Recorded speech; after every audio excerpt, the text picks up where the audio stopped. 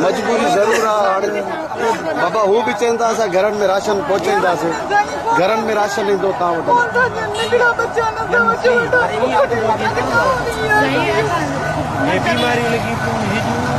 हाणे हर इंसान हाणे हे पोड़ी आहे। नंढा बच्चा घर में बीमारी, बेरोजगारी, बीमारी, नंढा बच्चा सॼा बुख था मरनि। असांजा मर्द वटा वेचारा बेरोजगार, असांजा नंढड़ा बच्चा रहियूं पिया था कनि। का ॻाल्हि ई कान्हे का।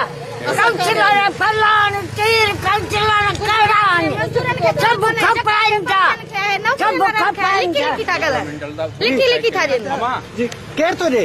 सब जेके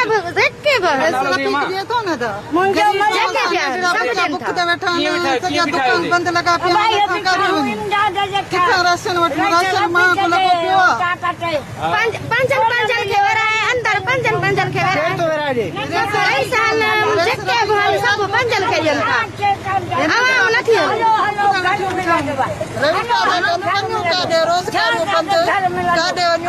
मजूरी न रखो, हर शइ बंदि कई अथनि।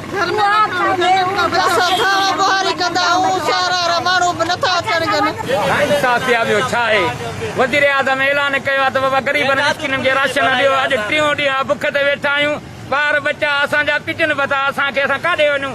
मज़दूर माण्हू सैकड़ूं भॼाए भॼाए सॼो ॾींहुं हिते अची बीठा आहियूं, पर हिते को बि तदारक कोन थो थिए। असांखे अफ़सोस आहे अहिड़ी हुकूमत ते जंहिं इहो ऐलान कयो आहे। माण्हू गुलज़ार कॉलोनी में वेठो आहियां, पीपल काॾे वोटर आहियां।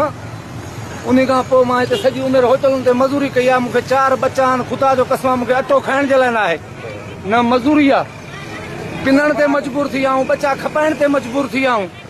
केर बि असांजी ॿुधण वारो न आहे। अञा बि लथूं था खाऊं, रोडनि ते मज़ूरी ते था वञूं, तुते मोचड़ा था खाऊं, असां वञूं किथे?